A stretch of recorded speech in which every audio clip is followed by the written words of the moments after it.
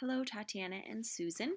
As you can see for my self-directed learning today, I've made an infographic poster, and then I'll just deliver my reflection orally as I've been doing. So just to begin with, I mostly consulted for this the TDSB LLC Expected Practices document, which gave me a really good jumping off point in my reflection on evaluation and assessment in the LLC and how collaboration comes into play in that area. So evaluation and assessment in the library learning commons can be similar to that which takes place in the classroom, but I think collaboration takes more of a role here than elsewhere.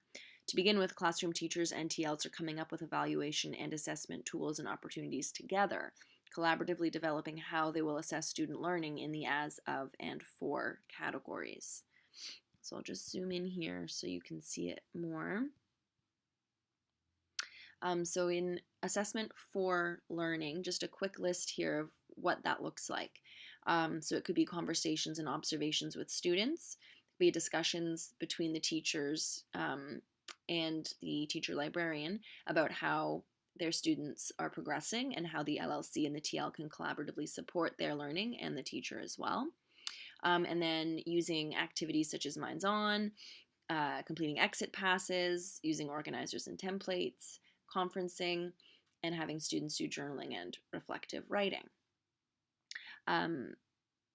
So as I said, this could include discussions on how the LLC and TL could collaboratively support the teacher and the class in their learning to date.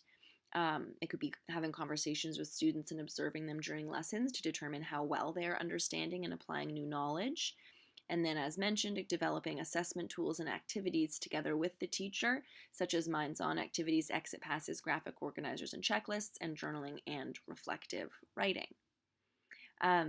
So they are really here, the teacher, a classroom teacher and teacher librarian, working together to come up with what it is that they want to use, which tools they want to use, and how they want to assess for their students' learning prior to beginning a task.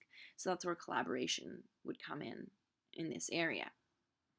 I'm just going to scoot down here first to assessment of learning. So just like in the classroom, that's going to include things like presentations from students, essays, media pieces, or in the case of an inquiry, any form, whatever form they have chosen to present their inquiry learning that's personally appealing to them, which could be anything from videos to writing to pieces of artwork, whatever they've decided they want to use to show that learning and to be assessed on. So where collaboration comes into this, I think, is that classroom teachers and TLs work together to design inquiries that are going to allow students to show their learning in creative ways and that are personally appealing to them, and then also allow for proper evaluation of their learning by the teachers.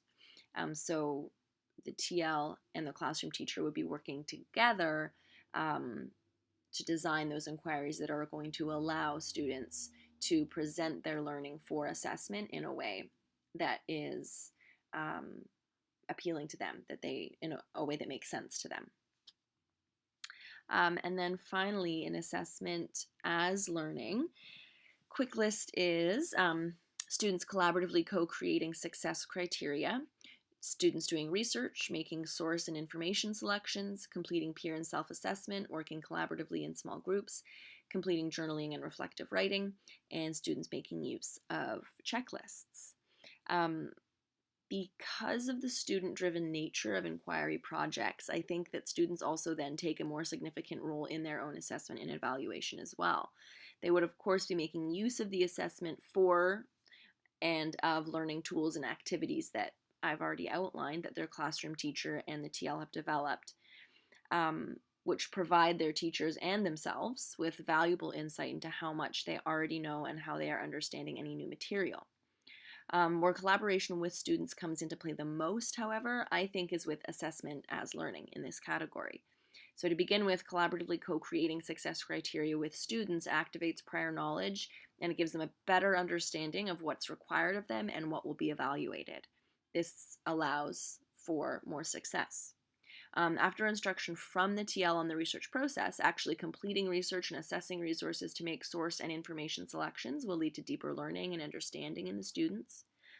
Working collaboratively in small groups with the leadership and observation of a teacher allows for many organic moments of peer and self-assessment through discussion and debate.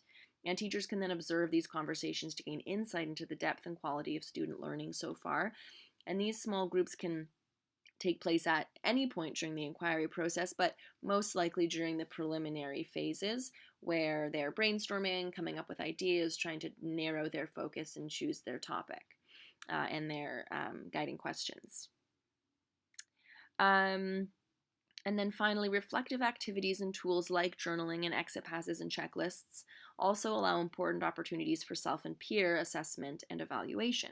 The TL and the classroom teacher can then, of course, use all of these tools and observations to assess the class's progress collaboratively, and then they can together come up with next steps. So you can see that, of course, collaboration and teamwork is really coming into play at each area of assessment and evaluation.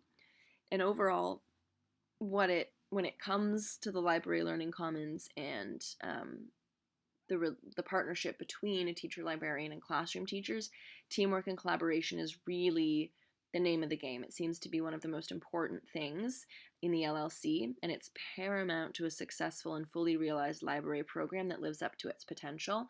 And this, of course, includes the success of evaluations and assessments on student learning.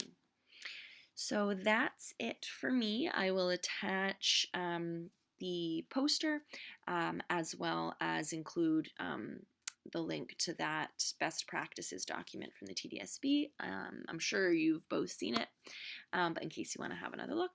All right, thanks so much for listening, and we'll talk to you in the next block.